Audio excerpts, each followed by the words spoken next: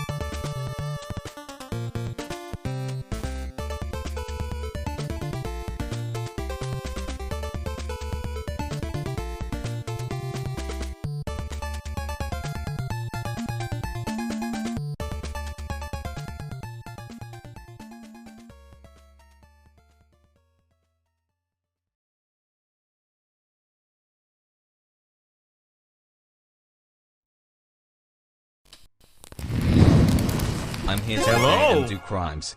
I heard there were going to be a ton of wild dragon shenanigans. No, not quite. No dragon shenanigans today. Hello, everyone. Welcome to a little bonus stream today. I'm sitting here in the cold, sipping my coffee. And, yeah, today is not gonna be like your regular streams. In fact, it's gonna be a small, short, educational, workshop stream where we talk a little bit about growing on Twitch.tv. Now, why am I going into this topic? The reason is that every December, particularly around this time of year, I get a lot of questions on Discord, on Twitter, anywhere else online about how to get a start on Twitch.tv. And as opposed to just responding to all of those messages individually, I've decided to do a little bonus stream today where we talk about some of these things. Now, just to prepare you here, there is no catch-all solution to being a success on stream.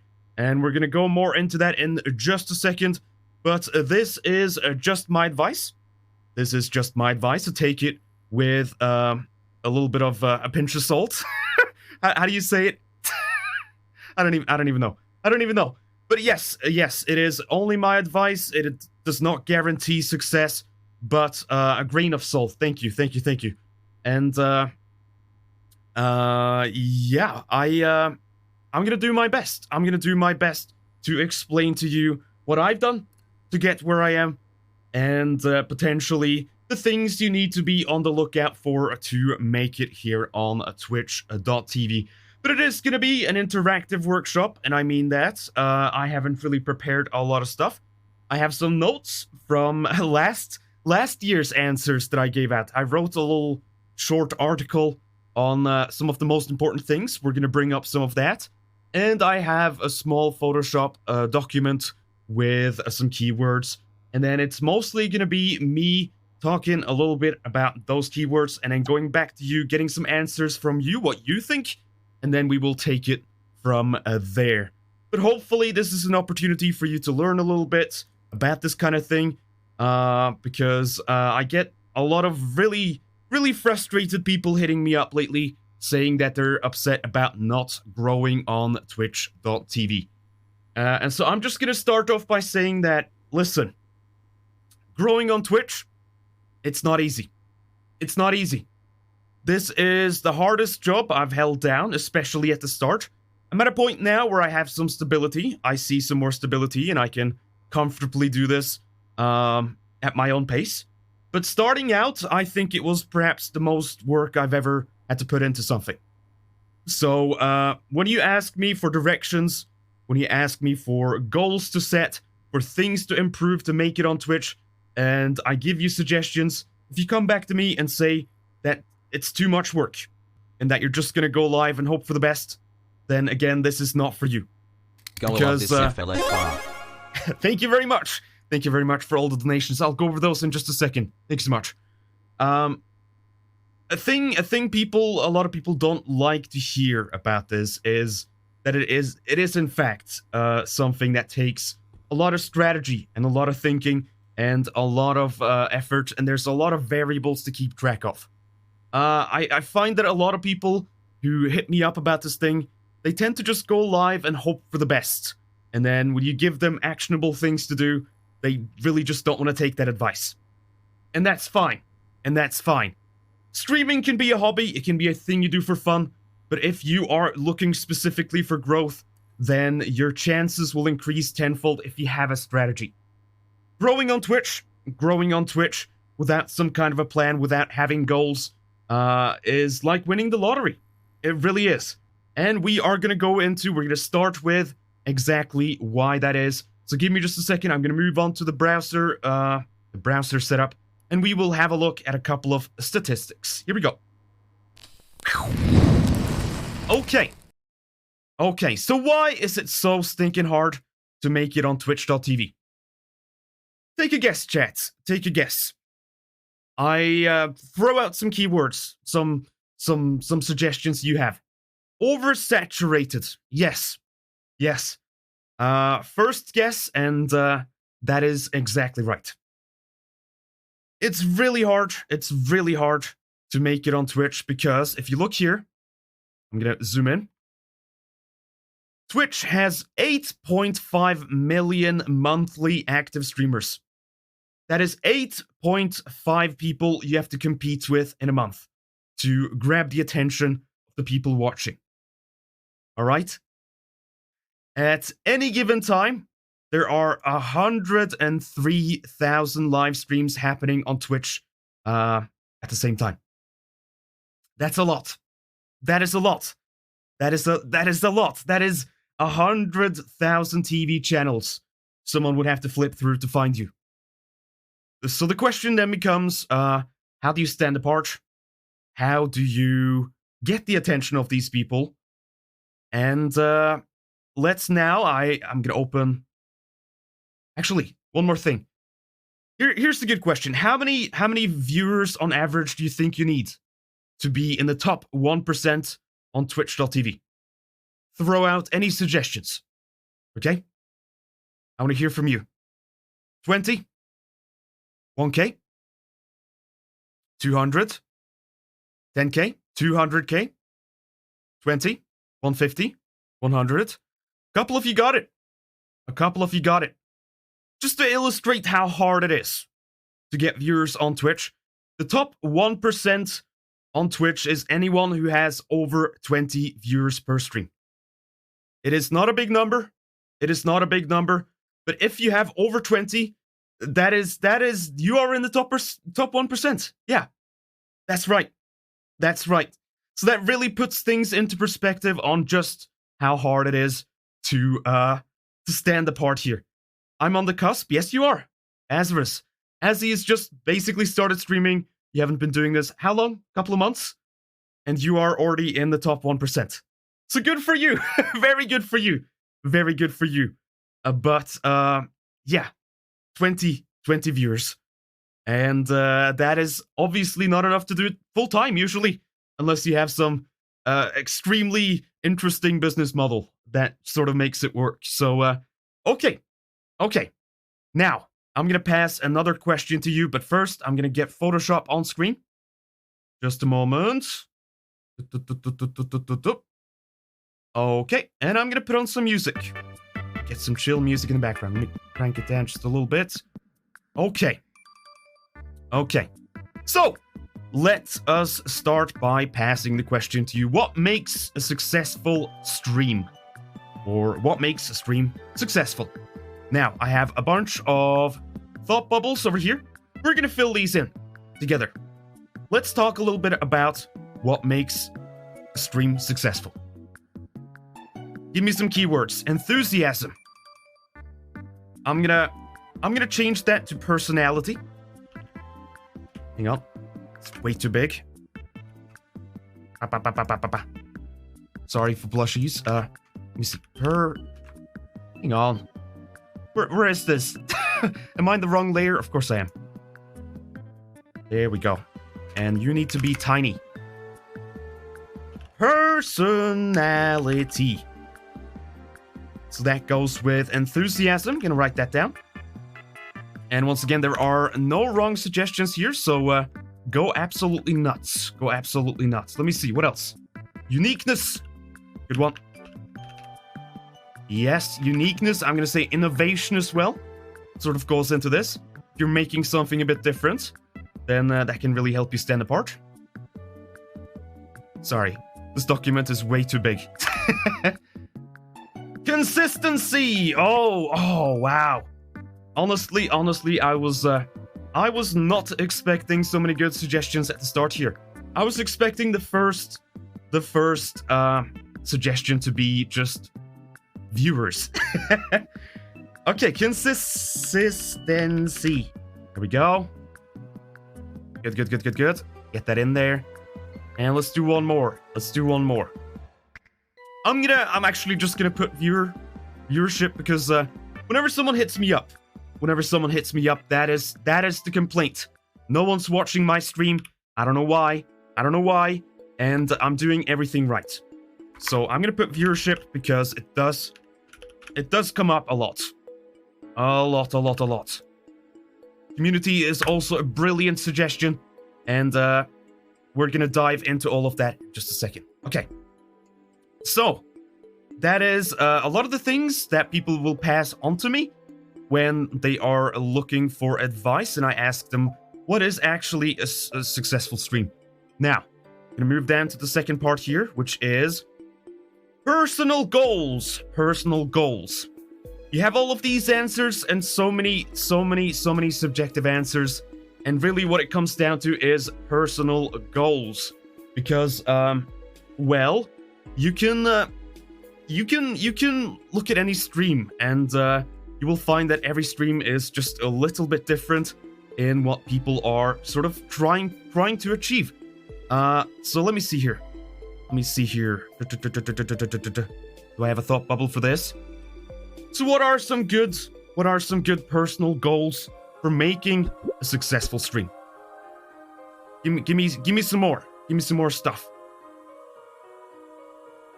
Making a living? Sure.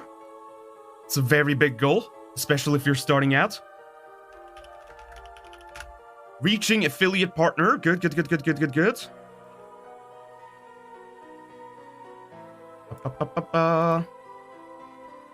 Affiliate part. It's fine.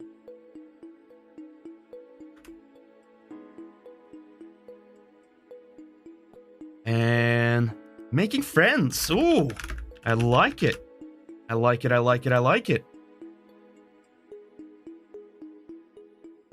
And one more. Fun. Oh, good. Yes, these are pretty healthy things. These are pretty healthy goals to have. But more than often, when you go back to the viewership, you might end up looking at it a little bit differently. So let me see. What's the next one? Yeah, here's the point I wanted to make. Goals are always changing when you're a streamer. And I would say one of the biggest keys is to have actionable goals at all times, but they will always change. And let me see here. I think I have some more on the side here.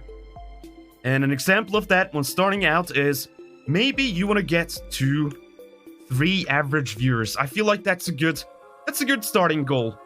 Where do you want to go from 3 average viewers from there? Do you have any suggestions on what comes next?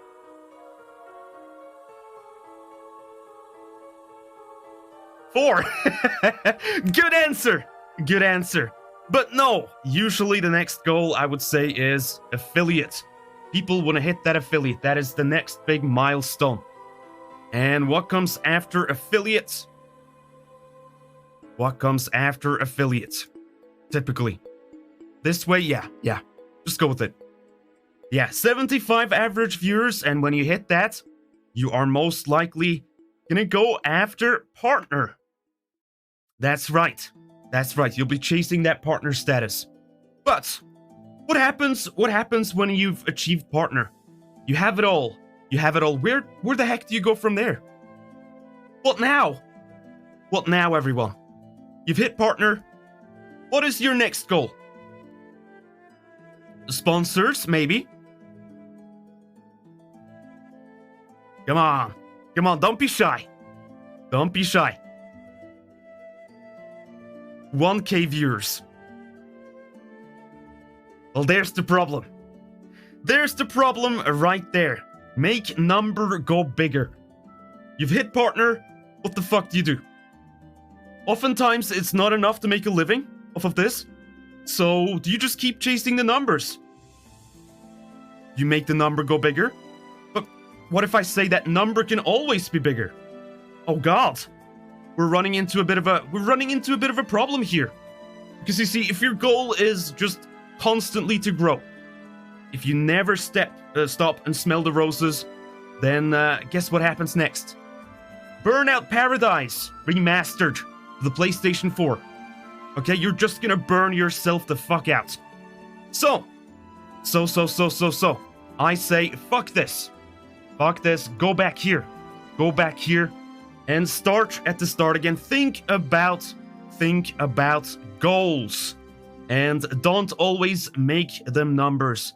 I've had to learn this the hard way, both when it comes to Twitch and Twitter, and social media in general. If you only focus on the numbers, you will drive yourself to burnout. You will drive yourself absolutely insane. There are so many variables on Twitch.tv when it comes to actually building an audience.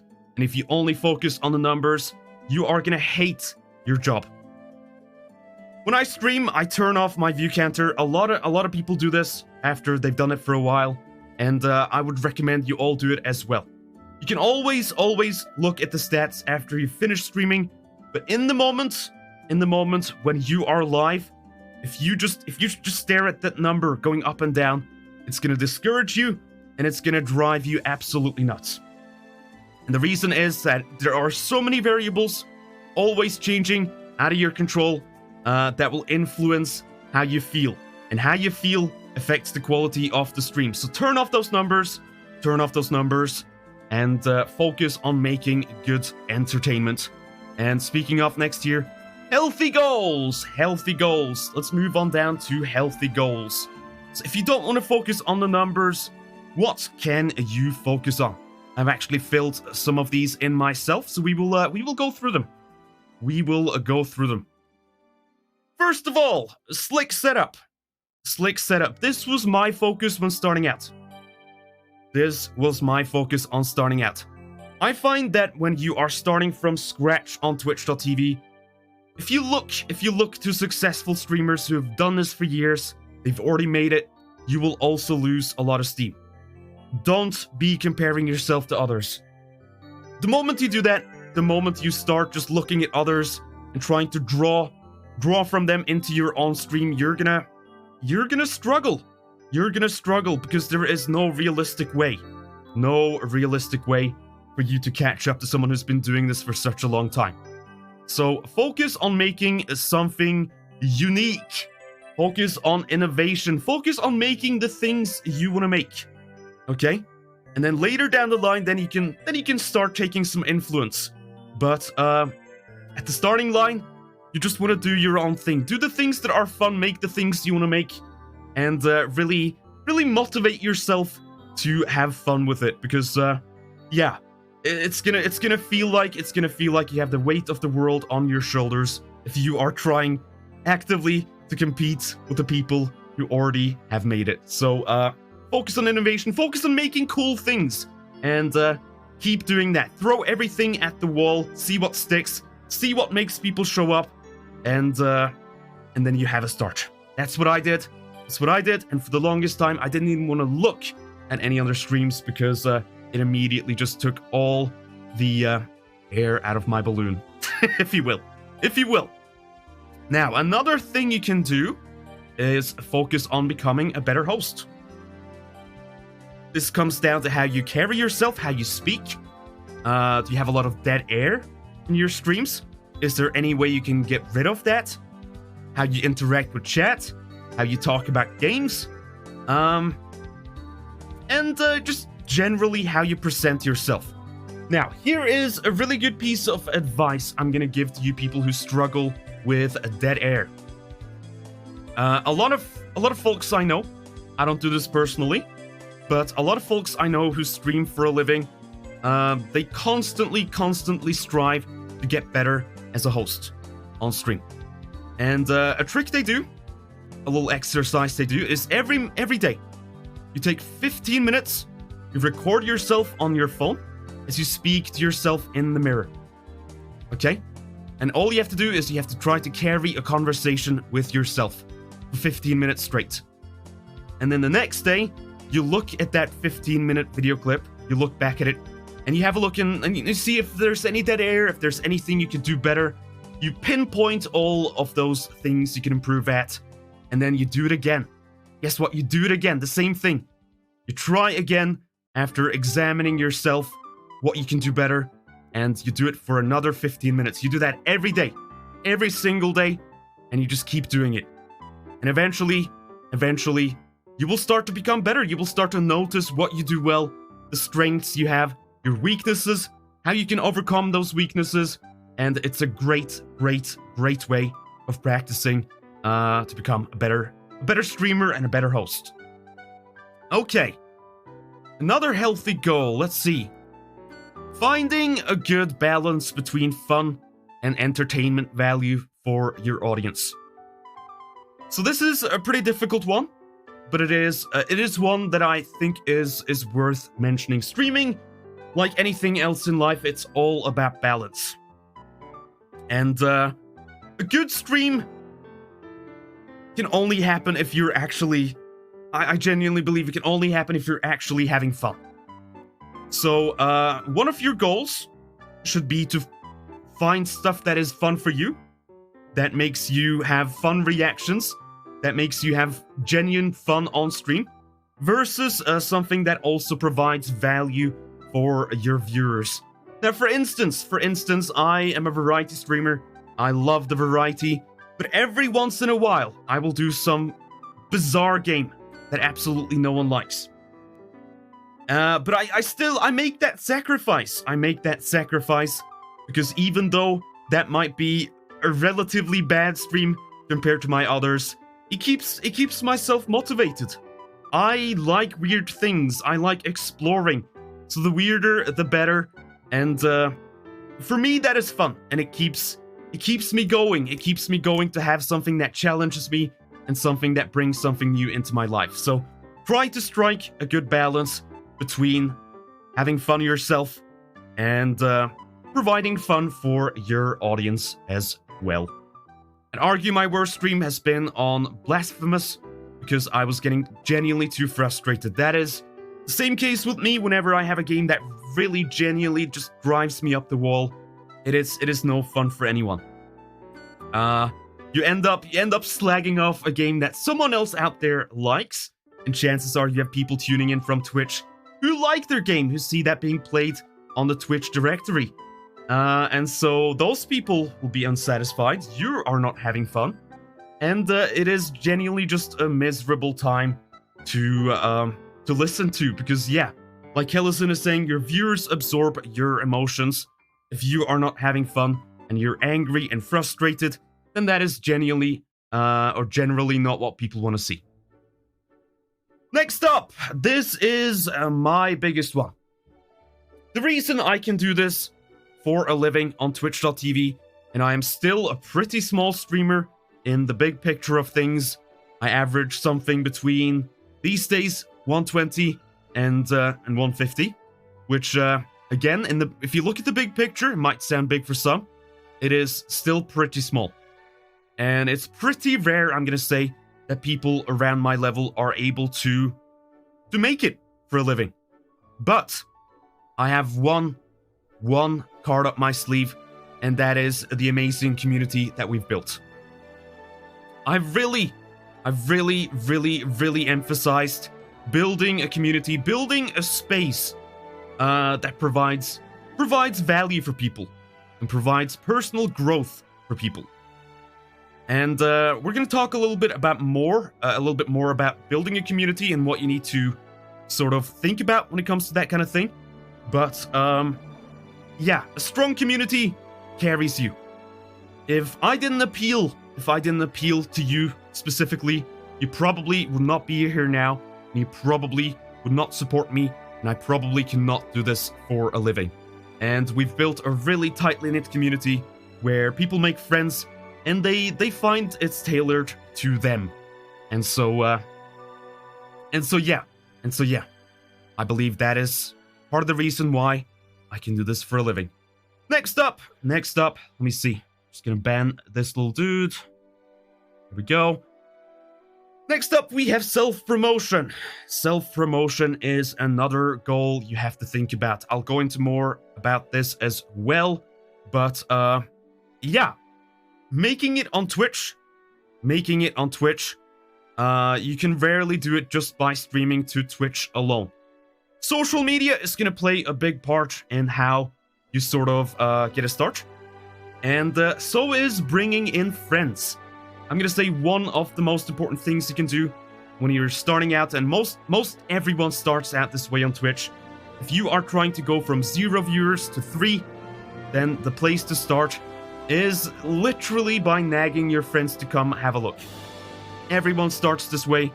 It's a little uncomfortable to have to sort of talk to people and sort of convince them to come in, but it is so important in getting a start.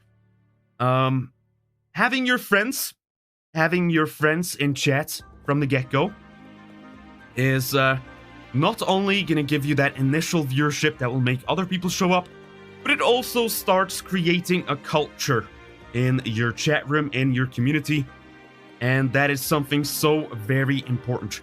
People who show up to your stream, a big part of it is actually seeing people interact and talk, because a lot of people who show up to smaller streams, they are looking for that social aspect. And so if it's only you streaming to no one, you might struggle to keep them around. If you have people chatting in chat, they can have a look at those people, they can see how they behave, they can see what is expected of them in your chat room, and they can feel more comfortable interacting with you and the other people that are there. So self-promotion is key to start with.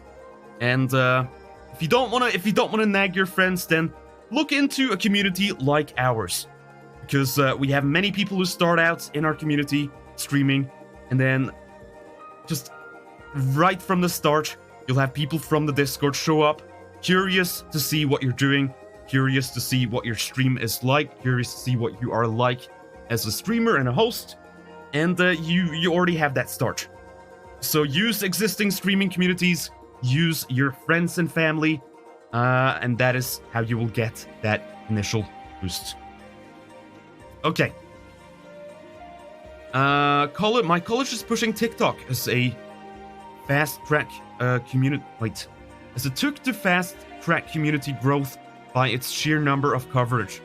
Radio uses TikTok to land tons of new people, and it only comes from simply doing regular posts. Yeah, TikTok is really good. It is really good, but I'm gonna say it's hard to start building a community from TikTok alone. So get your friends and the people you trust in first, so you have that foundation. Then you can start looking at Twitter. Then you can start looking at TikTok. And TikTok is really good for short form content that you can publish, and you get a lot of eyes on, guaranteed. So I also recommend TikTok, but it is maybe not the first thing you want to start with. Okay, so those are some healthy goals. Let's see, what do I have next? I don't remember what I wrote down. What do I need to achieve my goals? Okay. So let's see here. What are some things you can do to achieve that goal of initial growth? I'm looking for suggestions again. So anything you got, just lay it out there. No, like, set answers. Inspiration?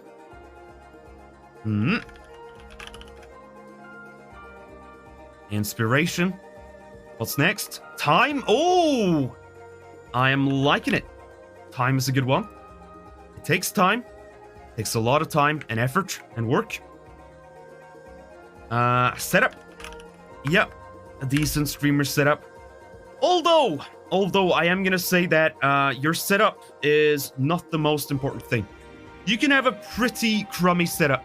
You can be streaming at 4 ATP and people are still gonna show up if you have a good show. So if you are limited by specs, don't worry about it too much.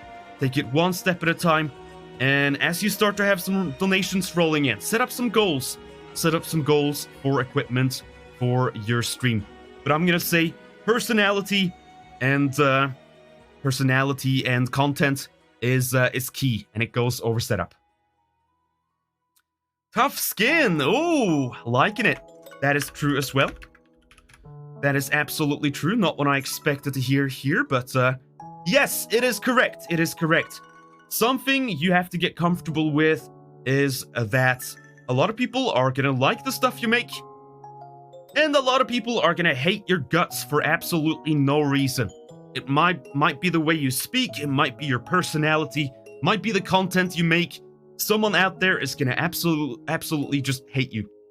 And you are gonna have people come in and they will hate you. And that is just how it is. That is just how it is with any type of content where you put yourself out there in front of people. Some people like it, some people won't. That's just how it is. Okay. Let's see next up. Audio, yeah, I'm gonna put that under setup. What else? What else? Dedication. Dedication, yes. Once again, streaming is not for people who, well, if you want to turn this into something more than just a hobby, then streaming is not for someone who just wants to go live and hope for the best. Because as you can see here, it is a lot of actionable steps you have to take to make it a success. So a lot of dedication, a lot of work is needed. When I started out, I streamed, let me see if I can actually pull up the stats. Do you want to look at my stats on Twitch for a little bit? Let's swap on over to Firefox for just a split second. I'm gonna show you some of my analytics.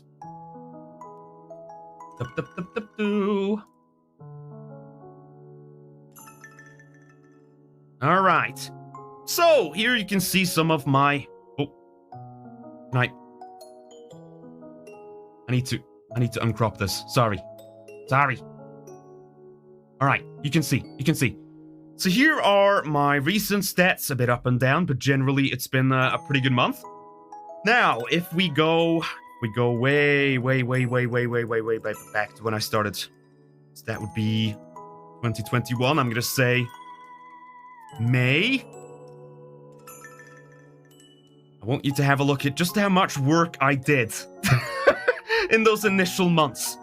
Actually, I'm gonna shorten it down. Let's go back a bit too. Let's go to October. Look at how often I streamed. When I was getting a start here, I streamed practically every single day. And the first big break I took was in the middle of May. I took 2 days. Every day. And then at the end of May again, I had 1 day off before my birthday. And then it just kept going like this. And it was only when I was hitting like the 40 average that I actually started taking proper breaks. Now, I'm not saying you should emulate this. In fact, I do think it's really healthy for you to take breaks, and it's healthy for you to sort of space your content out. But the point I'm trying to make here is that it was a lot of work. A lot of work. Hours and hours and hours of work a day. And, yeah, in between those breaks, I was just making more content for the streams. I was making channel points rewards, I was making stuff for my avatar, I was making my whole background and setup almost all day long. Almost all day long, I was grinding away and working. So a lot of dedication is needed to keep it up. And especially when you're starting out, a schedule also super important. You don't have to do it every day, but make sure you have a schedule that you stick to, and so that people can return to your stream pretty easily. And I have some more information and points about this. We're going to go into specifically about scheduling. That comes later on. Now, let me get this back here. Bam. So, dedication is a good one. Do we have one more we can put down? One more key point. Keyword. Whatever. One more good one we can talk about. Luck! Oh! Great. Yes! Yes, luck is a great one because, guess what? Despite all of the goals you set, despite all of the actionable goals that you try to achieve, it is still a bit of a gamble. There are hundreds and thousands of factors that are at play when you stream. And that is once again why you just do not want to look at the view count. Because you have so many different people, so many different lives, and you have these people going about their lives, doing things, and if you expect people to stick with your stream throughout the whole thing, throughout the full 3-4 hours, then chances are that's not going to happen. It's going to go up and down. People might have to go to work. People might have to sleep because of time zones. People might have to go make dinner. They might have to take their dog for a walk. That kind of thing. And then it comes down to discoverability on Twitch as well. It is not guaranteed. It is not guaranteed that people are going to spot your stream on Twitch and join on in. It can be down to things like title, thumbnail. If you have the wrong automated thumbnail at the wrong time, then a person might not click on your stream, that kind of thing. So there is a big portion of luck involved, and that is something you just have to accept. You just have to accept it. You just have to swallow that fact and take it for what it is. Okay. That being said, there are plenty of things you can do to increase your chances, and that is what we're going to go into today. So, let's see here. Get the arrow. The first thing you need to start looking at, and this is the first thing I learned when I was studying journalism, is find out who your target audience is. Now, what is a target audience, everyone? Can I get a short little definition on target audience? This is where you selected kobolds, correct?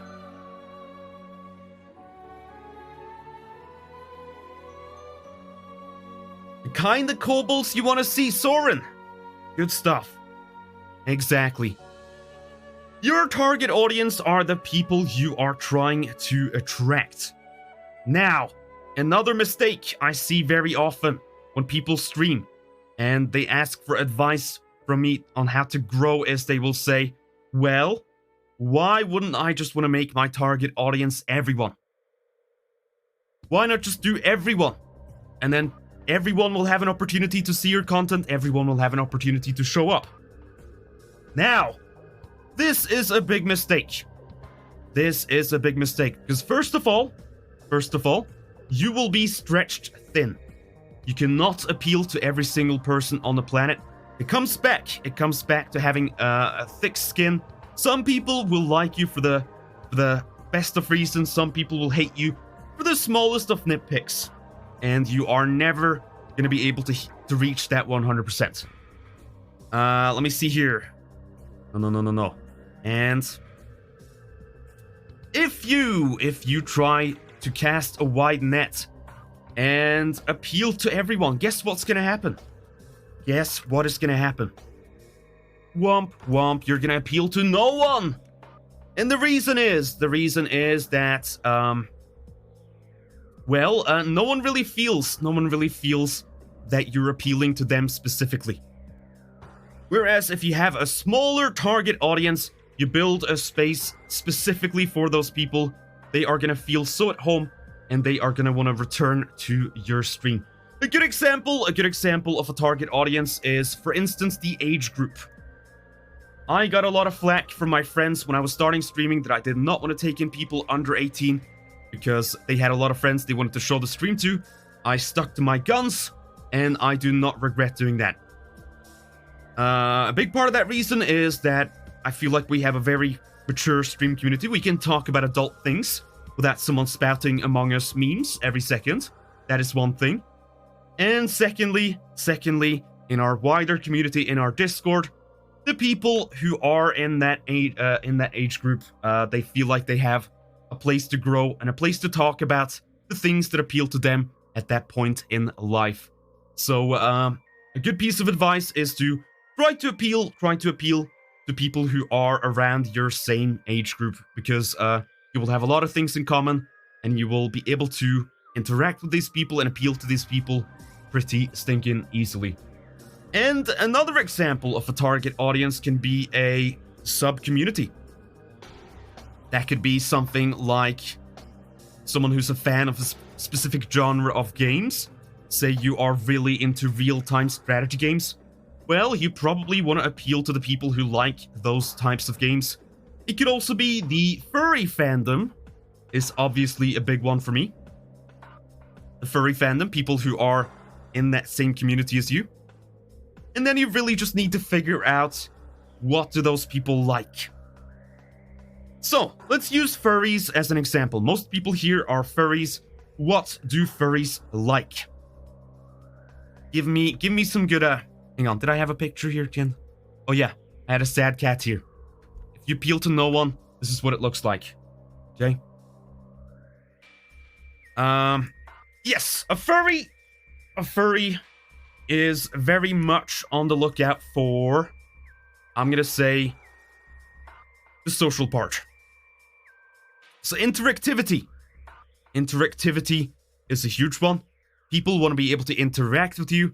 They want to be able to do cute things with your avatar, that kind of thing. So, a big one, I would say, with furries is chat commands and channel points rewards, and you directly interacting with the people who show up. I find that most people who show up randomly new in the stream, they want to talk to me. They want to talk about their days. They want to talk about the things they are going through in life. And I am sort of here to provide that. Let's see. If analytics says that over 30% of your audience is into VR chat, probably should try to include that, I imagine. Yeah, did you see that on my page? Because it actually shows up on my page as well. But yeah, VR chat is another good little pointer when it comes to furries. Furries love VR chat streams a lot because it is highly interactive. It is about talking. It is about socializing. It is about silly fun with your friends. So those are good objectives. Those are good objectives to sort of look for if you are trying to appeal to those types of people. But what this point comes down to is you have to look at who you want in your streams, who you would be comfortable making content for, and then you want to try to figure out how these people tick. If it's someone like yourself you want to appeal to, then you have a lot of good pointers already. You can sort of just do the things you like, and try to make the things you would like to see in a stream. And that is a good start. Okay. So that is an example of target audience. I'm gonna say this is probably the most important little lesson you can take from today, is start with target audience and figure out what they want and what they need. And let's see, next up, what do we got? Discoverability. Now, I'm gonna actually hand this off to you a little bit again. What is something you can do? What is something you can do to get that initial discoverability on Twitch.tv?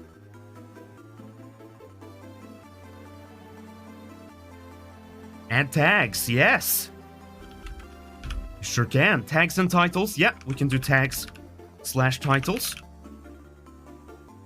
Let's quickly talk about that. Tags and titles, they do play a role in getting people directly from twitch.tv. Tags specifically makes you available on more directories on Twitch, so use as many tags as you can. Maybe don't go overboard, but get a few in there. Get a few in there. And you want to tie this towards your target audience again. Now, for instance, what do I have? Let me have a look. I have furry, because I'm looking for furries. That is my target audience. I have fluffy, because I'm fluffy, and furries tend to like fluffy things. I have gay, because I'm very gay, and the furry fandom tends to have a lot of gay people in it, and LGBT people. I have VTuber, because that is a specific subgenre of streams. A lot of people who watch stuff on Twitch will specifically look out for VTubers, or vice versa, people who do not want VTubers. So that is a good way for people to sort of filter through the things they want and find your stream if it appeals to them. Let me see. Next up, I have Dragon Butt, because that's very important to get in there. I have LGBTQ, same as gay, basically. I have Uwu, because I try to be funny. And I have closed captions, because I want to let people know that I have subtitles in the stream that you can toggle if you are hard of hearing or you need those functionalities. So that is appealing to people who might need accessibility features, which I have. Okay. What besides tags and titles can you take advantage of? What else gives you discoverability? Let's see a few more. Repeat them if you posted them before. Yes. Interacting with other streamers. Other streamers. Gonna stick that in there. Okay. So I'm gonna pull up a little document I wrote last year when I got this question, and here is what I've written about discoverability.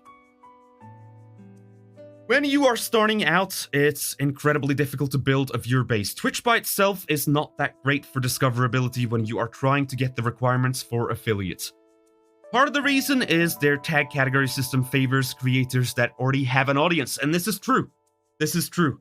Because if you already have a bunch of viewers, you will end up at the end, at the top of those categories, and you will be way more visible. So tags and titles are important. They become more important as you grow. At the start, maybe not so much. Another thing that you should not understate is that viewers value community pretty high. So this goes into what we said before. If you have a space for people to grow, a space for people to participate, and a space for people to find entertainment, then they are much more likely to stick around. Next up, I've written that a big appeal to watching live streams is the social aspect.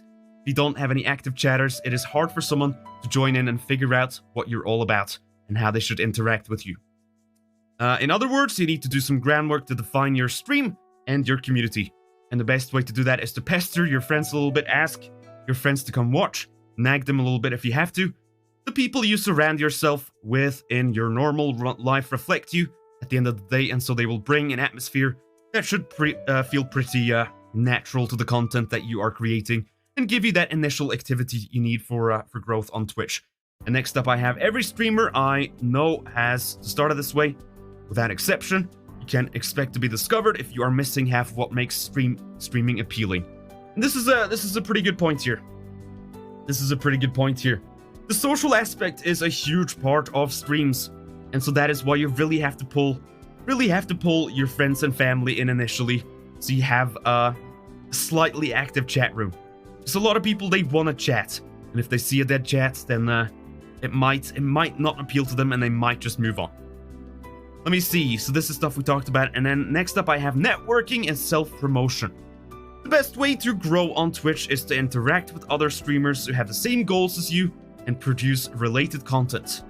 Once you have a small community, start rating other streamers who have a similar level of viewership as yourself, and that is between the same average and up to 25% more viewers than you. and chances are they might return the favor and raid you back. This way, you create relationships that are mutually beneficial for you and the people you raid, and it exposes your stream to whole other groups of people. So really be on the lookout. Really be on the lookout for people who do similar stuff to yourself. If you have, say, someone who streams the same games, that's a good starting point. Or if they sort of emphasize a lot of the same features and functionality of your stream. So that way people will feel pretty at home in yours as well, and there's a good chance they're gonna stick around or at least drop a follow. Don't go raiding channels with 2k viewers, that is correct, yes. If you raid someone huge, I very much doubt they are gonna return that favor. Because the people at that level are looking for people who are established and at the same level as them. And secondly, it will get buried, as Postpal is saying. Whereas if you raid someone a bit smaller at the same level as you, that's gonna be a big deal. That's gonna be a big deal to them. If you have 10 viewers on Twitch and you raid someone with 100 viewers, that is pretty much a drop in the bucket. But if you raid someone who also has 10 viewers, that is a big deal for them. That is a doubling of their audience. And so they are more inclined to raid you back and to keep this little pact, this little invisible pact that you have going. So, yeah. I'm gonna say 25% over your existing audience or same level. Okay. What other things can we put in discoverability? There is one big one that we are missing. Can you guess what it is?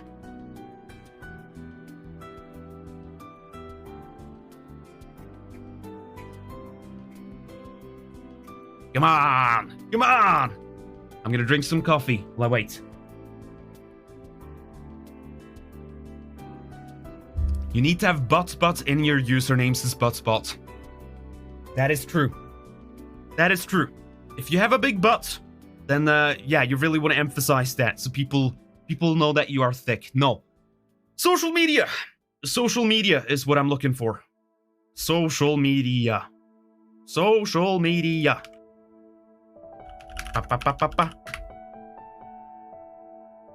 Now, this is another little pit that a lot of people I know fall down when it comes to streaming, is they do not want to make a Twitter, they do not want to make a TikTok, they do not want to get on YouTube, and they do not want to move away from Twitch.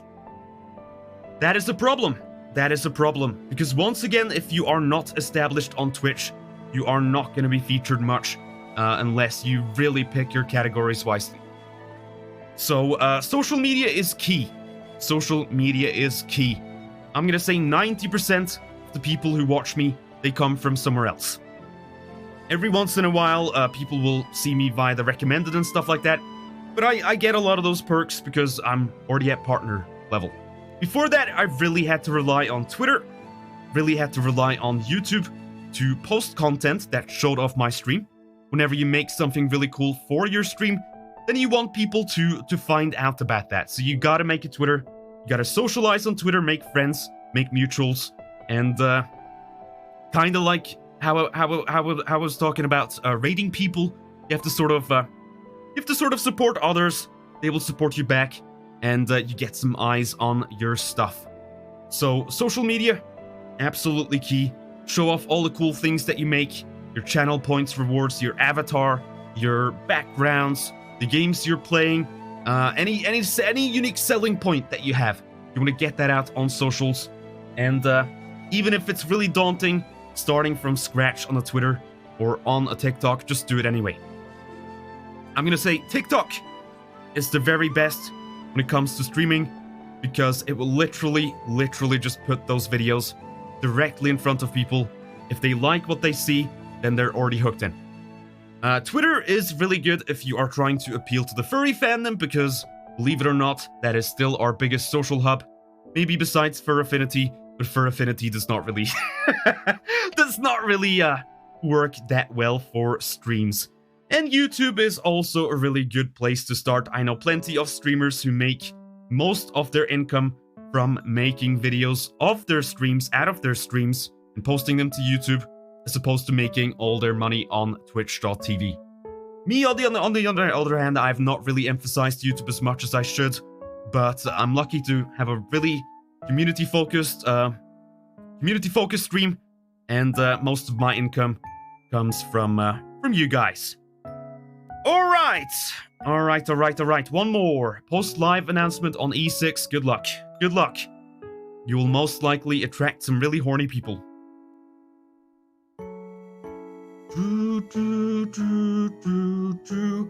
One more for discoverability. Give me one more. One more good one. Let's see. Hey, that's pretty good. Yes. Trends and popular games. I'll put that down. So again, this comes down to balancing for me. I definitely think you want to play stuff that you actually enjoy. And if you just chase the trends, then you are going to end up with bad content because you don't actually enjoy the content, you're not having fun, and people notice. But you could try to strike a bit of a balance. For instance, you could do half the stream as a new game that you just check out. If you don't like it, you move on to something you do like. But at least try to bring some relevancy into your stream. You can also do that via social media. You can sort of connect those two, make a lot of funny memes and posts on social media, and tie it up against the stream. And that is a good way to go about it. Popular games is also a tricky one. It can be buried. It can. But I'm saying if you find a good balance between the two, then at least you are bringing something new and exciting into your streams. So I think, for the most part, unless you very much specialize within a specific game, a specific genre, then it is very healthy to have a little bit of variety. Not only for discoverability, but also for your existing viewers to want to stick around. If you are not moving forwards at a slightly comfortable pace, then people might also get bored and move on to other things. So always keep moving, always keep creating things, and keep looking at the things that are doing well at the moment. Okay, but do find a balance. Find the balance. Let's see. What is next? Did I already make one? Hang on. Where is it? Group 8. Here we go. Okay, here is another good one. Make those people return. Now, the really tricky thing about streaming is that you might get a bunch of viewers one stream, but that is only half of the challenge. In fact, that is only a third of the challenge, I'm gonna say. Because the hard part is making enough of an impression for those people to return at the next stream. Now, how can you make those people return? Number one, schedule. Schedule. Do not try to make it on Twitch without a schedule. Mention that you have a schedule all the time. Schedule streams every week, and make sure you show up on time. I mean it. This is so important.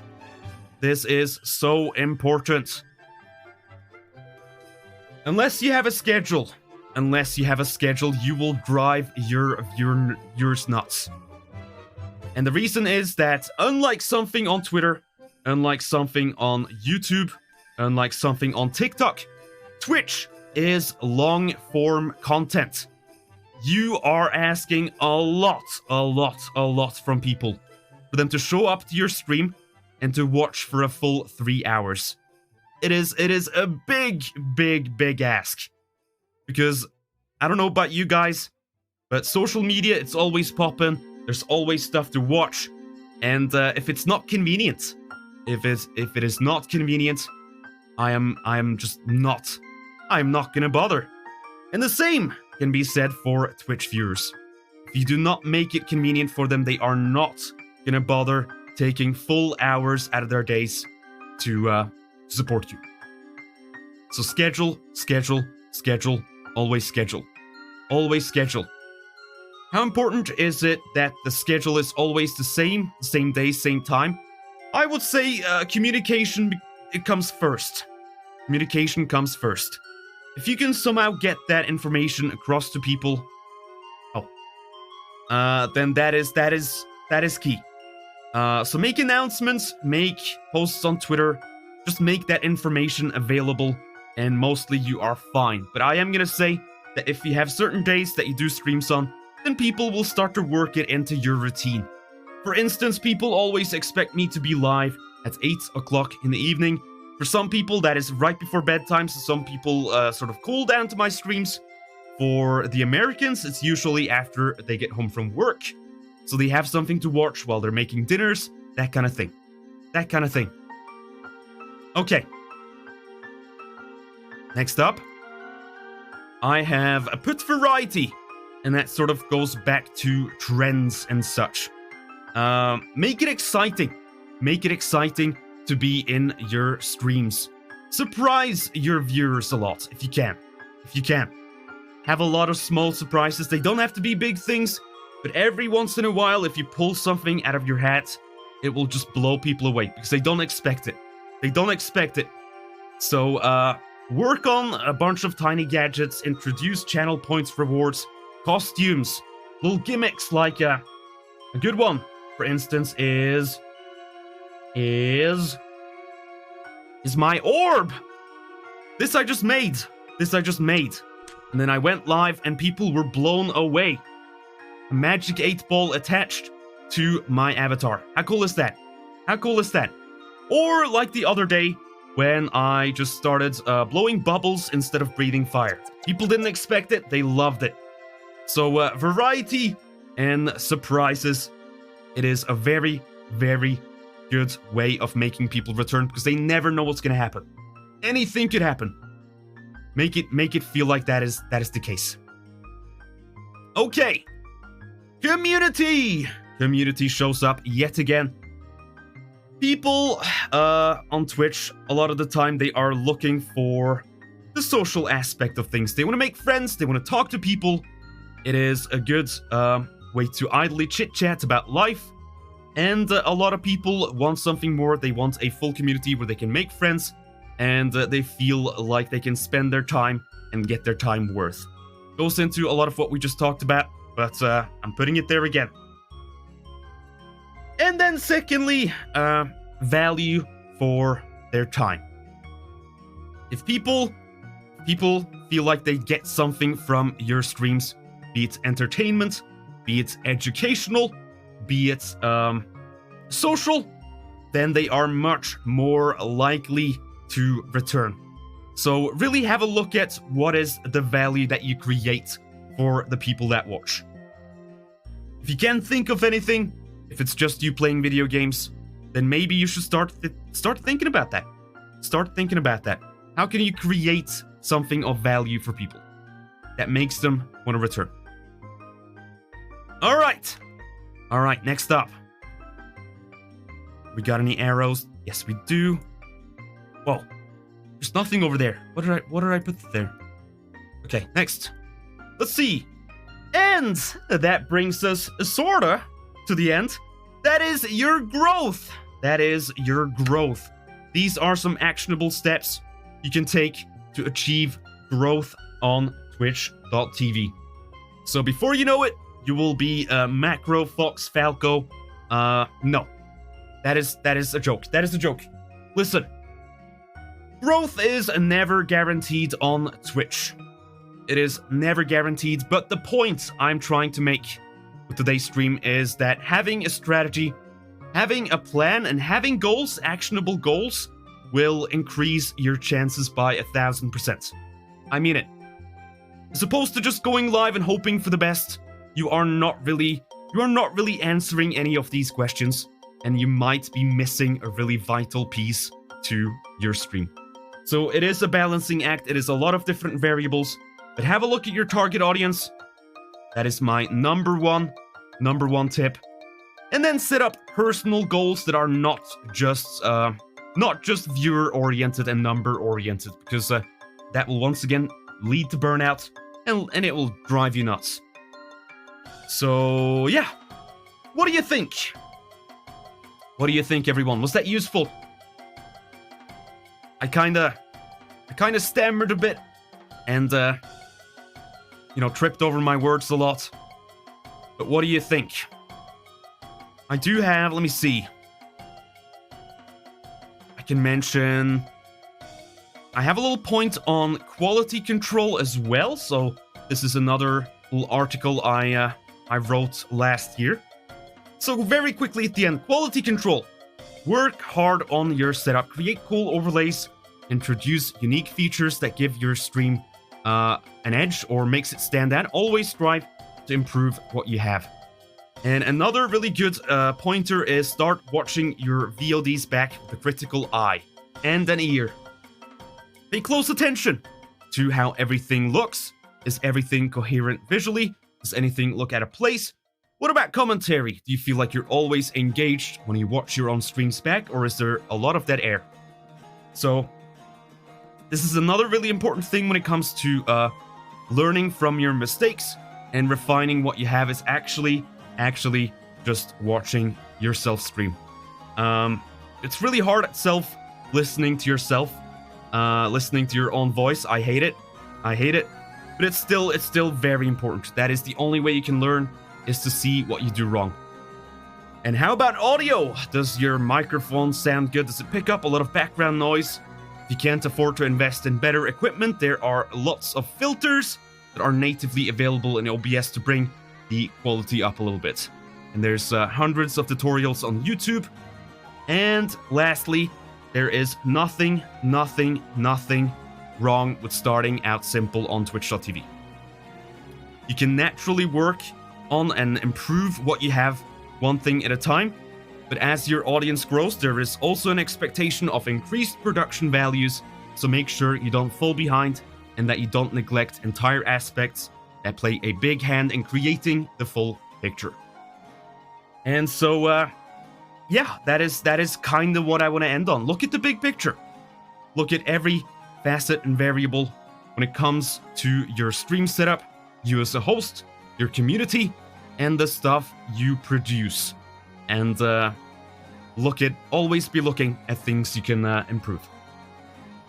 Okay. This is informative enough that I have to ask, will you make this VOD into a highlight so it stays here permanently? Maybe. I will in fact watch this back and I'll have a look at how this performed.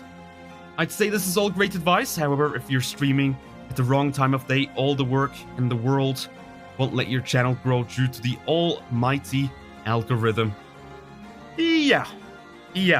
I do think there's opportunity to get audiences at almost every time of the hour, but you sort of again want to strike a balance between convenience, like when it works for you in your life without it being too much of a hassle.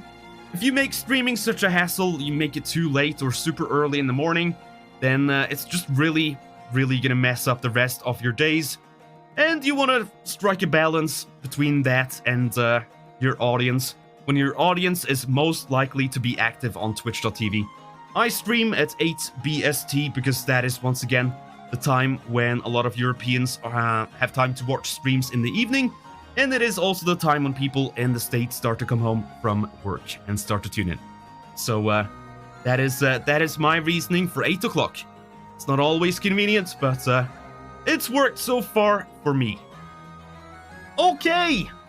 Any questions? I'm gonna drink something. I'm losing my voice.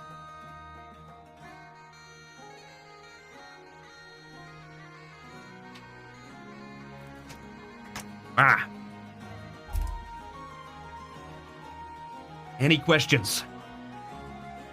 It could be about what we just talked about, or it could be about my setup. If you have any questions at all, now is the time to ask. You mentioned that you also talked about quality control elsewhere. Where might one find that? Oh, good one. Actually, let me see. I'm gonna show you my Discord server. Because a lot of the stuff we talked about today, I have actually written down before. So, you just expand this a little bit. Yes, please. There we go. Hello, Spiky. I see you. So, if you scroll down in my Discord server, you can go down to... where is it? Under... Oh yeah, under media, we have streaming. And at the top here, I have some pinned posts that go into advice that I would offer to you all. And this is a lot of the main bullet points that we did today. Target audience, discoverability, networking and self-promotion, quality control, and schedule. And I also have a little post about security on Twitch, how to secure your chat room, make sure you are safe against bots and all that stuff, and a bunch of useful information. So please join the Discord, check it out if you want to read up on this. This information is available at all times, so good to have. Good to have. Okay. Let's see. Any more questions? Thoughts on co-streams? So, okay. I have a lot of friends who really rely on having guests on to sort of network on Twitch. That is absolutely a valid way to do it. Absolutely a valid way to do it. If you bring other streamers onto your stream, then that is also a really great way to get some crossover from those streams. But I personally, I'm a huge introvert. I don't really want random people on here, people I don't know too well, and I kind of just thrive being myself, and sometimes just like one or two guests that I know. There is also a bit of a pit you can fall into when it comes to relying on having guests too much, is I've noticed some people can only get numbers if they have other streamers on. So they've sort of built an audience that always expects new exciting people to show up on the streams. And when they don't, they start to struggle. And I feel like you can really shoot yourself in the foot if you come to rely only on guests for building an audience, because most of your audience will end up being people from other streams, from your friends' streams. And at the end of the day, they might go watch those guys instead of you, because that's where they came from and that's what they know. So that is one thing I would like to just quickly mention as well. Try not to lose yourself in your own streams. Yes. Do you mention anywhere specific equipment you use? Down below, I have some of the basic equipment specifically for the stream, so you can check the panels. Do not have my PC build because I don't really want people to copy my build.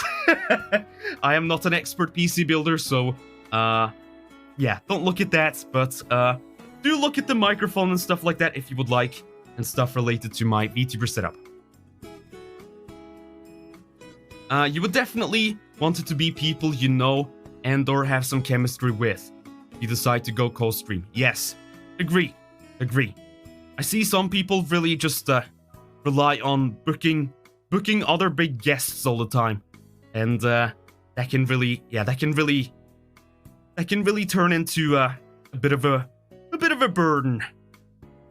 You're always looking for the next big person to get.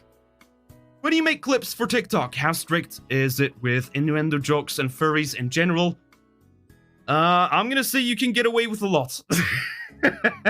I've only ever been suspended from TikTok for a day because I mentioned gay in one of my tags. Yeah, TikTok is Chinese. They do not like LGBT people. So that is a big downside. That is a big downside. But I can talk about my butt, I can talk about my cock, whatever. I can talk about dragon butts, I can talk about slime goop, all that stuff. It doesn't seem to care. It doesn't seem to care. So yeah. I say just push it a bit. Just push it a bit. TikTok might get banned in the USA soon. That is always a chance. But I do wonder if it actually will happen.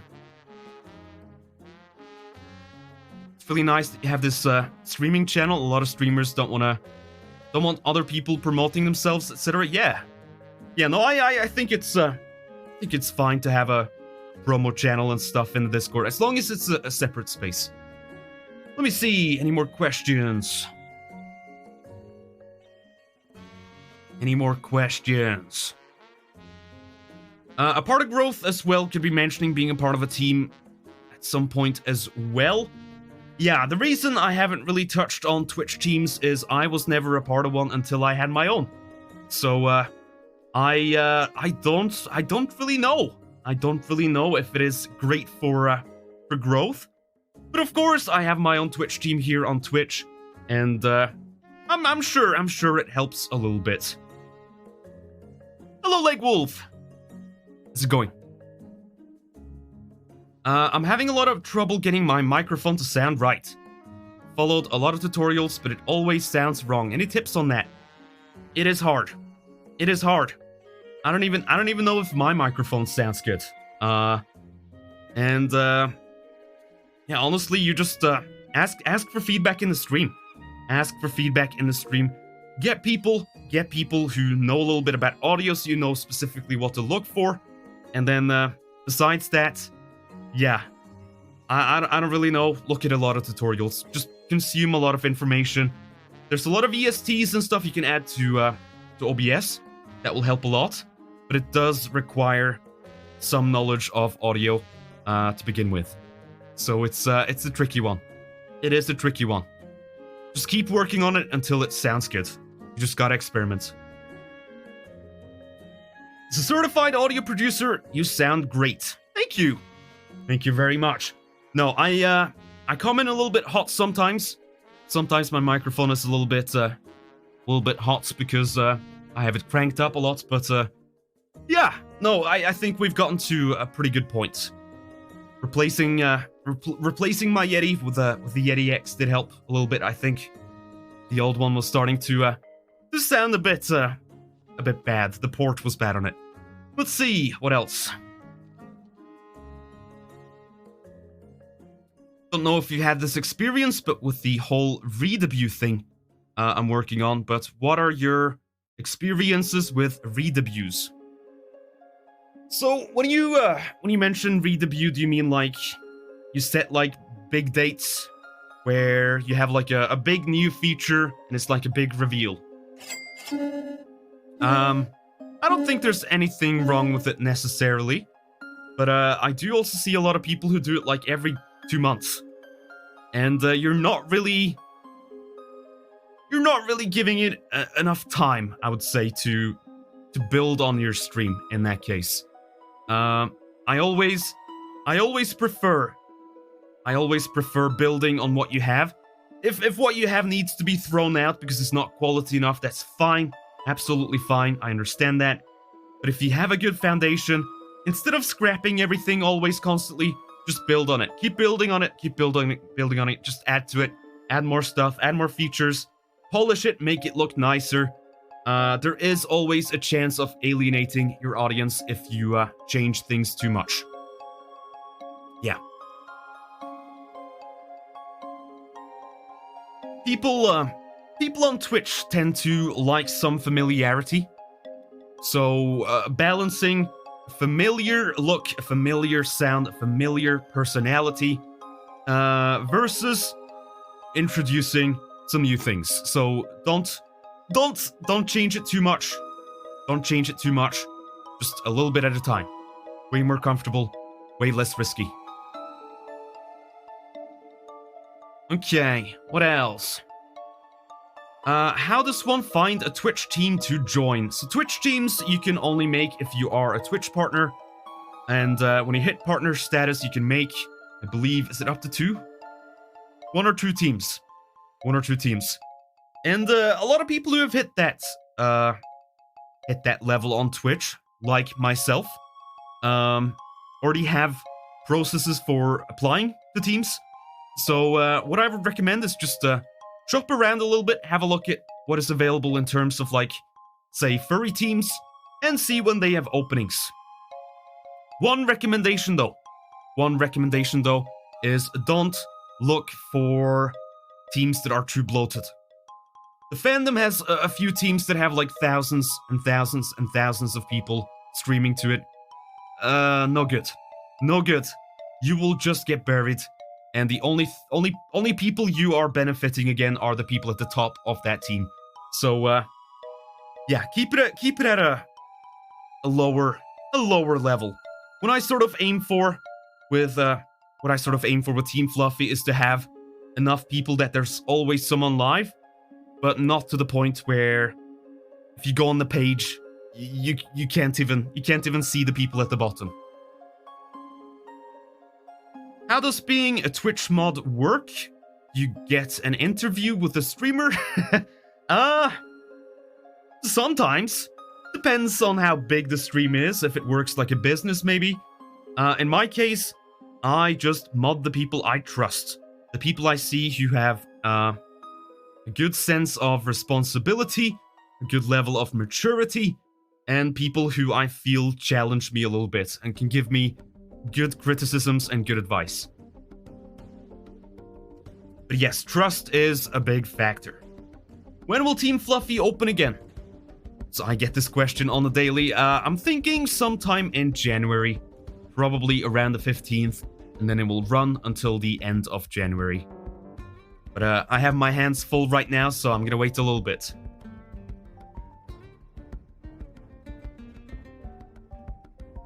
I just asked, but I was already a regular and a VIP. That works too. That works too.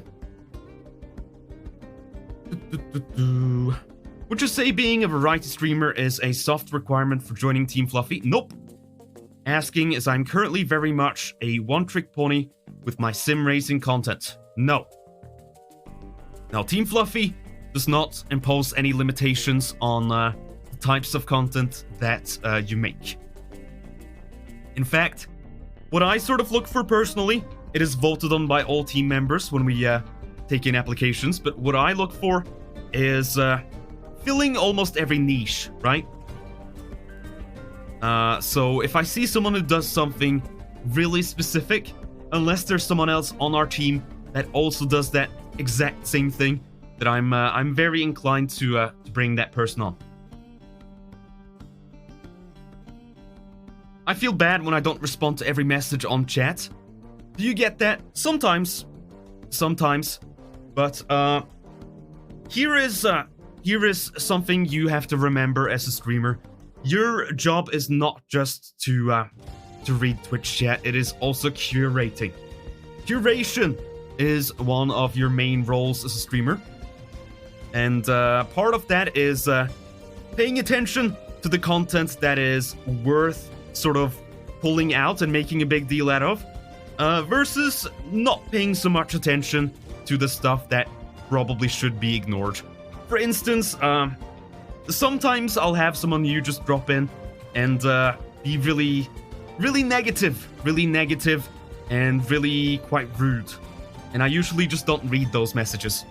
And the reason is not that I don't wish them well, but the fact that it's bad for my stream, essentially. It's bad for my stream, and it's bad for the other people watching. You want to try to keep a light atmosphere, a happy mood, and just generally keep people entertained. So if you have something that might really take away from that, make things really depressing, then you can shove it to the side, or at the very least talk about it in a different segment when it's more chatting oriented. The school might be selling me an 8000 Neumann high-fidelity vocal mic for $500. Should I jump on it? Hell yeah. Hell yeah. 8,000 to $500 sounds good to me. Do it. Jump on it. Jump on it. Okay, let's see. Did we have a post-spell question? Let's see. How many mods would you recommend? So you kind of wanted to scale, right?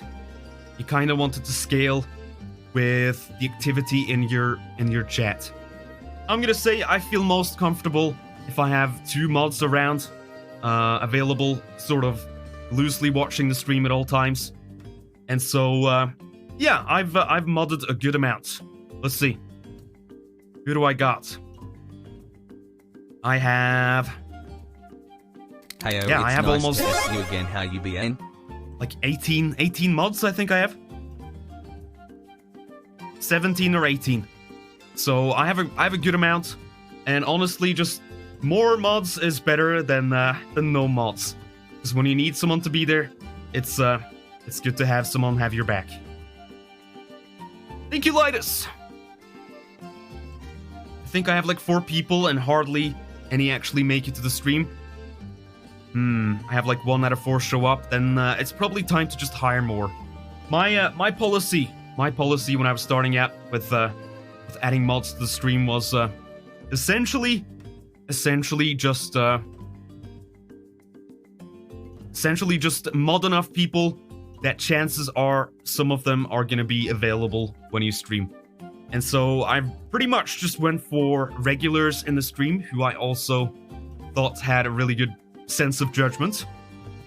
So that is my philosophy. Get some of your regulars in there. Alright. I'm gonna jump over to the room since we don't need this background anymore. So, something a bit nicer to look at. Any more questions? Any more questions? I'm gonna do a few more.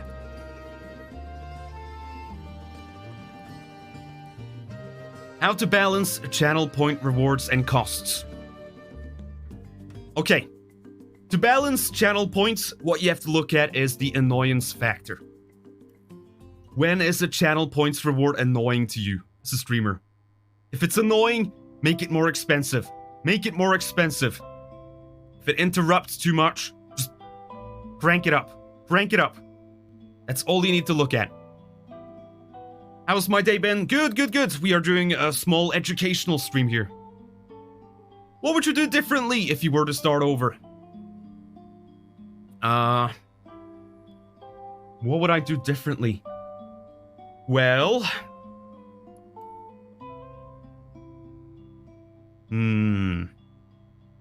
Maybe, just at the start, I really had a bad case of the numbers disease, so I would just, focus less on the numbers. When I was trying to hit partner, when I was around, like, the 75 average number, and, I was trying to get it up to 90, because you might think 75 is enough, usually it is not. You have to get that average up closer to 100.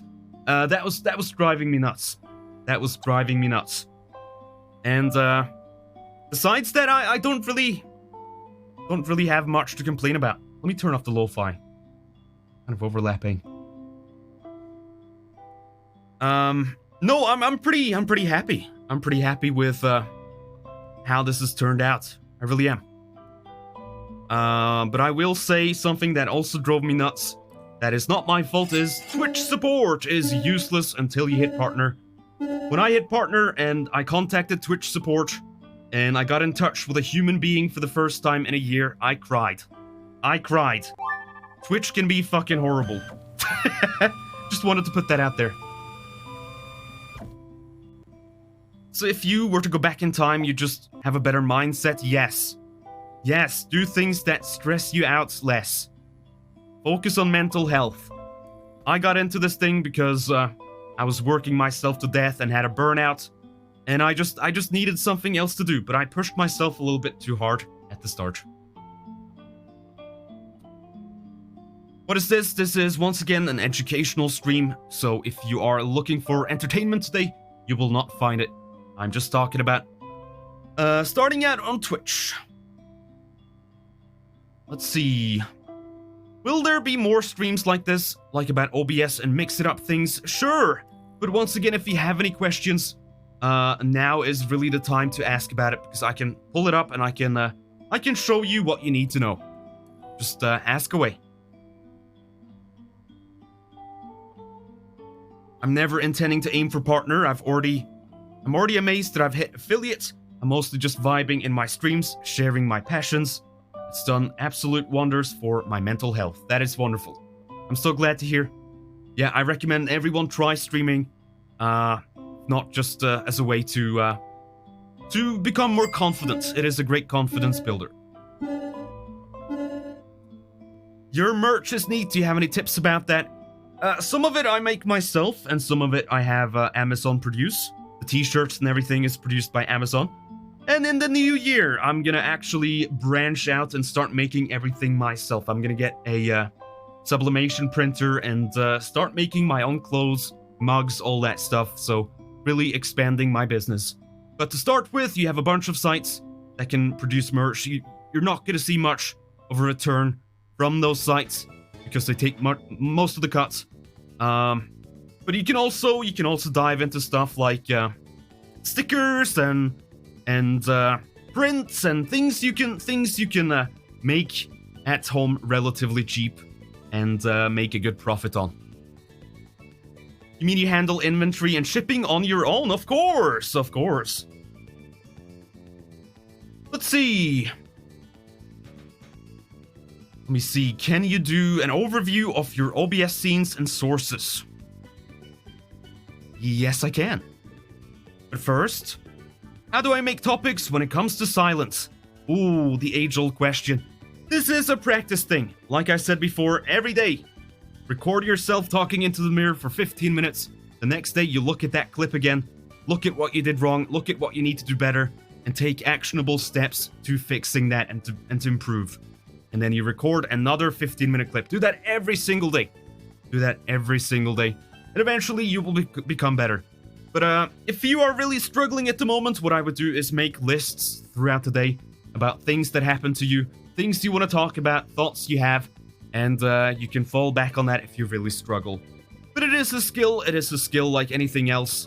And you're just gonna have to get comfortable talking to yourself. That's what I'll say. And how important are emotes? I'm gonna say they can be super beneficial if they're good. My Sushi for Dance, it definitely makes the rounds. I have people who don't even watch my streams, but they subscribe because they really stinking love that little dancing lizard. So it can definitely be beneficial. And let me see, Bryce, I wanted to see my OBS setup.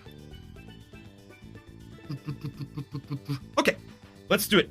Let's do it. I'll jump on back here. Find the wacky transition. All right, this is gonna be a little bit trippy because you're gonna see double of me. OBS. Can I even do that? Do I just have to do display capture maybe? I'll do that. One moment. The display. It's the wrong one. Let's do 2. Eee! Oh no. Let me stick it over here. And we will hide our Photoshop window. Oh, infinity. Scary, I know. Yeah, this is gonna be a little bit trippy, but I can at least take myself off for a second. Okay, so this is my OBS. And let me take the chat off as well, just for a second. Sorry about this. So, the way I have things mostly set up here is, I have it split into different scenes for different things. So for instance, I have an empty scene that is just completely empty.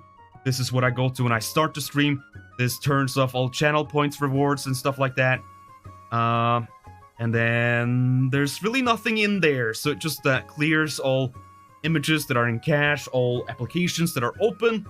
A rule of thumb is any image you have, say, have like a shadow graphic here. You want to take the unload image when not showing button. So that way you don't waste your resources when you are not needing it. And, okay. Another thing is every other scene I have is using the Windows Capture Audio plugin that is on GitHub. I have all my audio sources split here as opposed to just capturing my desktop audio. So, for instance, here I can double-click on Avatar, and that contains the process for VC Face, and double-click on Music, that is VLC. Discord has Discord. Chrome has a bunch of things, some other things as well, mix it up. And then I have stuff for games as well. And yeah, audio splitting is a really, really nifty time saver. I have essentially groups for each scene that have slight differences in the sources available. And then all of those sources are also hooked to different audio channels. So that way, if I record my streams, and I always do, then I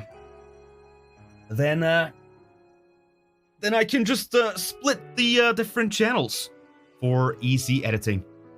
Is it this one? Let me see. Nightbot. Nightbot got you, but yes it is. Yes it is. It is indeed that one. Okay. Anything else? So, let's see. At the bottom here, you can see I have like a strange little divider. And after this divider, I have my nested sources. Nested sources are a feature of OBS that a lot of people don't seem to know about. And they are really quite nifty. A nested source is almost like a group. So everything you put in that source, you can then add to another scene.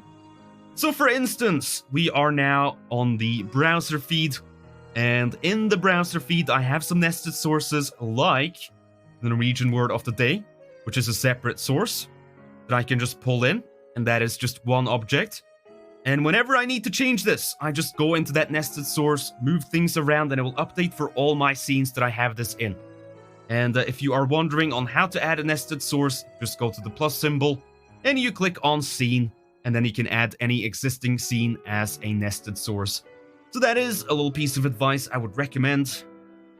Are both Streamlabs and OBS similar, or one better than another? You want to go with just regular OBS. Streamlabs is a spin-off of OBS that was, well, before it used to be called Streamlabs OBS, they took that name illegally, and it is a application designed to try to squeeze money out of you, and it is vastly outdated to OBS, which is cutting edge and made by the community and open source. So if you can make the move to OBS and leave Streamlabs behind. That is my advice. Let's see. Anything else you want to see regarding my setup? Do you do VR streams? I do not. I do not. Not yet. Eventually I will, but I would like to get a better VR headset and a better setup for it before I do. Okay, anything else you want to know about my setup? Or I'm gonna take OBS off. Now's your moment. I like your dock setup. Yep. So over here I have Twitch notifications. Over here I have Streamlabs notifications. That is only direct donations.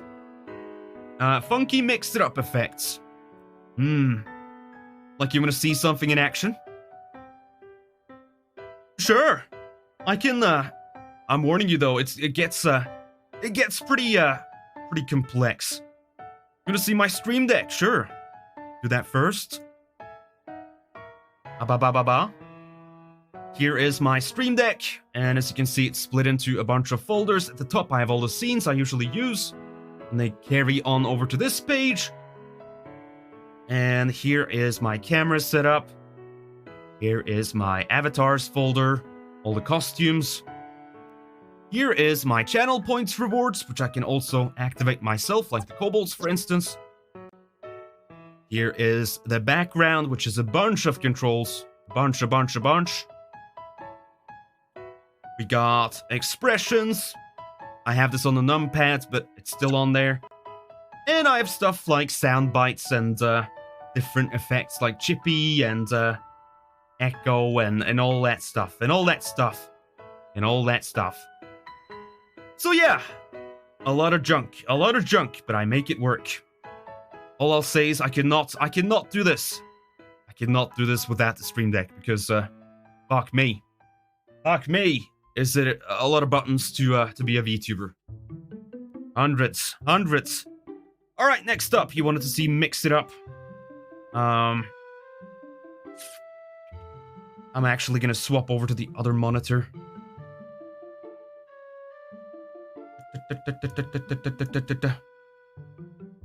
What is your best advice to avoid burnout? Don't compare yourself too much to other streamers and take breaks. Alright, mix it up. Hello, chat. This is you guys. Again. Can I get my chippy? Okay, this is kind of an educational stream, so I'm busy, but yes, there you go. Enjoy. Mix it up. Okay, so here we can see all you beautiful folks watching. More people than I expected. Hello. So what do you want to see? Do you want to see something really complex? The most complex thing I have running is, without a doubt, the hype train, the Cobalt train. Let me show that off real quick. This is gonna make you dizzy. So, in events, you have your triggers from Twitch. This will happen whenever a Twitch event fires off. And in our case, we have the hype train. So what happens when a hype train starts?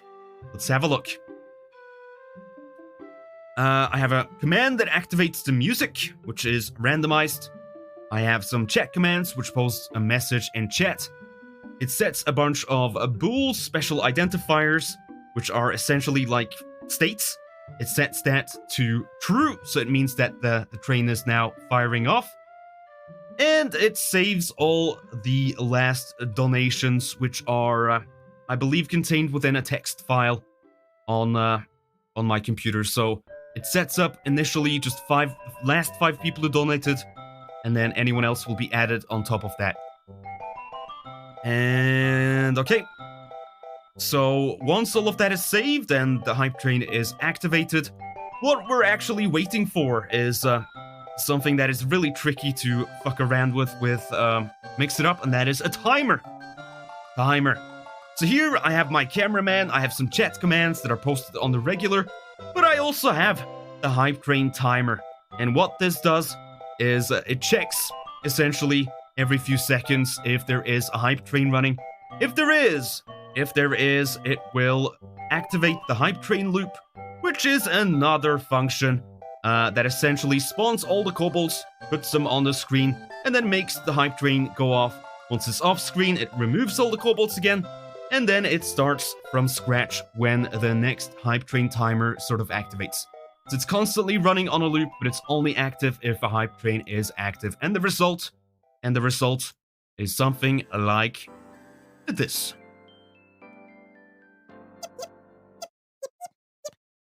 Woo! See if we even have any donations today. Yeah, a couple. You see, the sun is shining on me.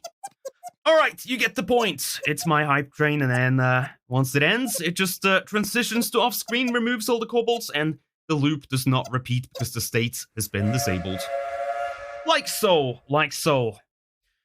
Alright, what about some channel points? Do you want to see an example of channel points? Let's do that. So, here I basically have all of my rewards. Some of them are really quite simple. The most popular, of course, is Kobold Cheer, and this is a pretty big one. I think I have it split into other action groups because it's so many commands. But what it does is it activates an action group that essentially picks a kobold at random, a random color at a random position off the screen.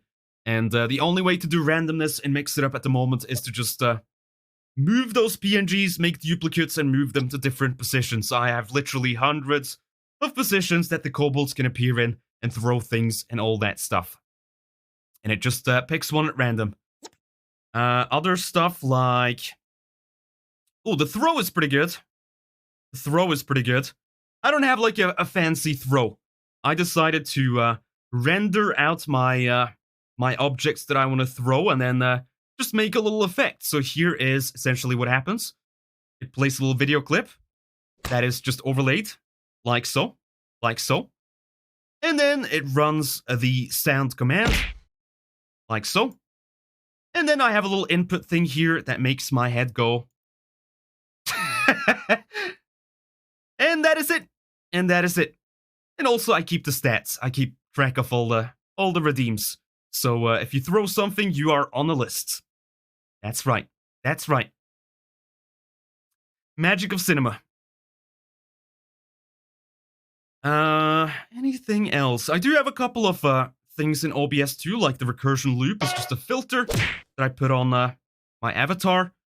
And same with like the squash stuff, that is all in OBS. Just toggle a filter on that scene.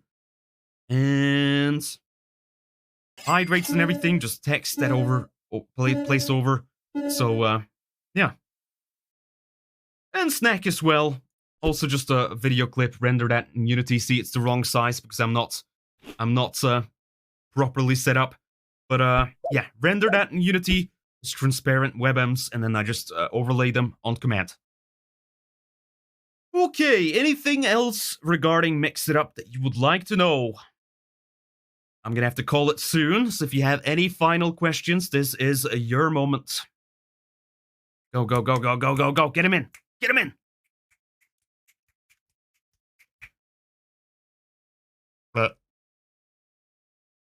But where do you put OBS during gameplay? I have a second monitor to the left of me, and that's where I keep it. It always serves as like my TV display, essentially, my production display. At some point, I would like to get a third one because there are streams where I would love to have some more space.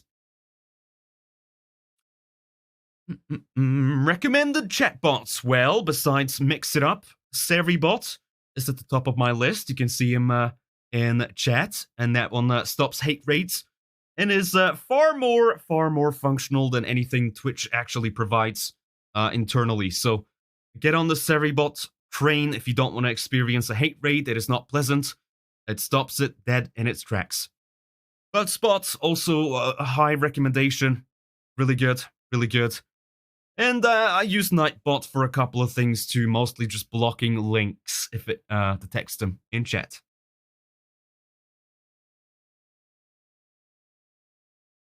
Alright. No, I'm late. I just wanted to say it's awesome that you are doing this. Hopefully it's useful. Hopefully it is useful. Do let me know. Alright, looks like we're almost out of questions. Last chance, last chance. I'm gonna do more of these, but it's always gonna be a little while in between. And for next time, if you have any questions, any things you want to see, please do let me know in the Discord. I'm gonna make a little thread in stream feedback where you can post your own suggestions for things that you want to learn, and I will teach you. Any final questions? This is it. Oh, we're running out of time. Do you have any guides on how to make your sushi room? So that is in Unity, and it is essentially a fully functional game that is always running in the background. I can go into details about how to do something like that, but it has a lot of bells and whistles, so it is pretty complex. But I can I actually showed off how it works on a different stream way back when, but I'm happy to do it again. So if you want to see something about Unity next time, just let me know what you specifically want to see, and I can get back to it. This is maybe silly to ask, but how does the tracking work when your model lacks thumbs? Well, I'm holding my thumbs up right now, but you can't see them because they're not on the model. But I still have thumbs IRL. I promise. And they're still tracked. And I'm going to count down. 10, 9. I will ask, is the room integrated with VC Face, or it's a different method? Ooh. No, the room and VC Face are separate.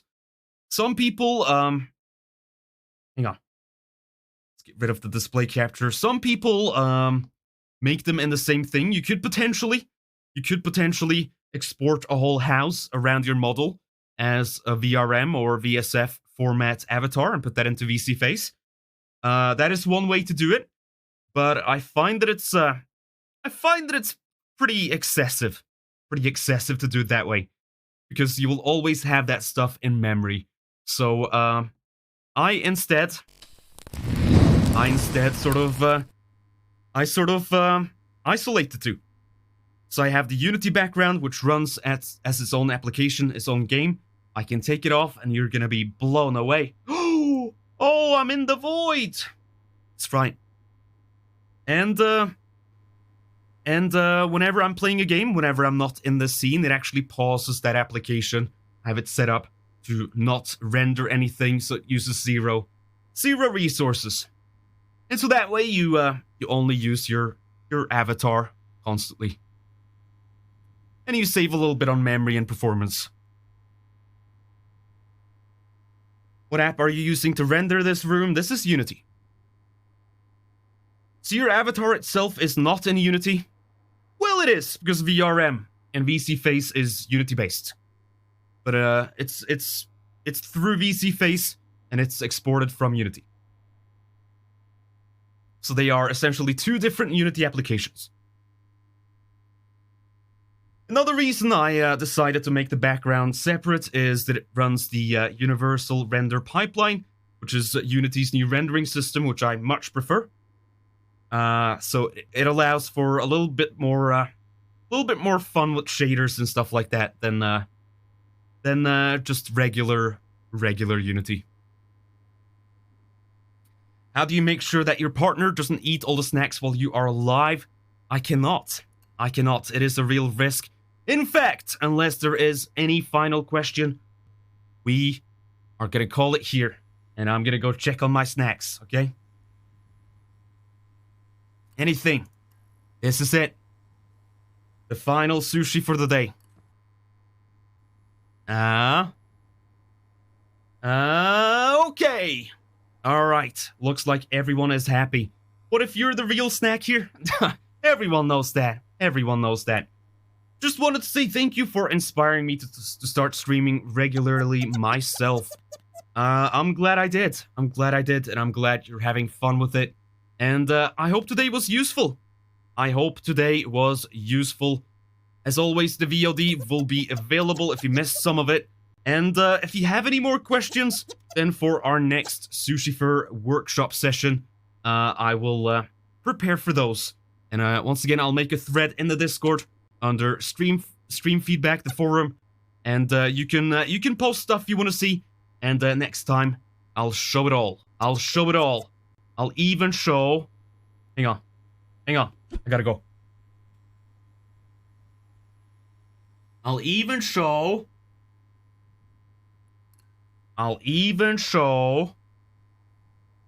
Rah. Oh shit, am I stuck? Oh! Oh! That's not what I wanted to show. Oh no! Oh no, I'm punished. Anyway, I'll even show my Dragon Ball. Alright, that's the stream. Good night, everyone. I mean, good evening. Goodbye. See ya. I'm not gonna do the horde. I'm not gonna do the credit. I think we're just gonna call it here. I'll see you tomorrow for some 7 Max Season 3. No raid. Nope. This is a completely different, detached stream from the rest of the stuff I do. So I am just gonna call it here. No raid today. Have a good evening, everyone, and enjoy the rest of your days. I'll see you tomorrow. Bye.